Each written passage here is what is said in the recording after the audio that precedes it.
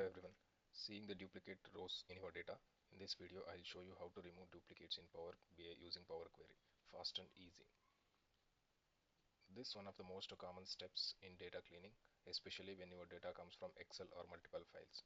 Why we should remove the duplicates? So duplicate records can cause wrong totals, extra rows and visuals, or incorrect KPIs. Removing them helps you keep your report clean and accurate. So how we can remove?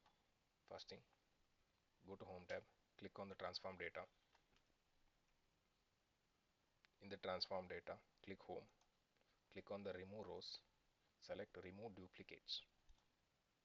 Okay, now we'll undo the steps. To explain you better, you see we have 24 columns and 60 rows here in this Power Query table. 24 columns and 60 rows. Now I go and remove the duplicates. You can see the columns are 24 only, but the rows have got changed from 60 to 30. So it means there were 30 duplicates in this.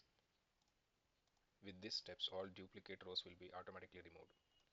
If you want to check only the duplicates based on certain columns like row ID, and you wants to remove only duplicates from this row ID, follow the same steps. Select the column here, go to remove rows, remove duplicates. You can see the below 30 rows got removed. Power BI will keep one unique record for each combination of those columns. For example, if you have a customer data where some names appear twice with the same name ID, you can remove duplicate based on the customer ID column. So this is the row ID, this is the order ID, this is the customer ID column here.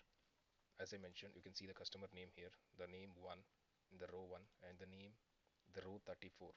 Click here, you can see the name here in the row 34 and row 1, it is same. To keep the unique IDs, select a column, go to keep rows, select a remove duplicates.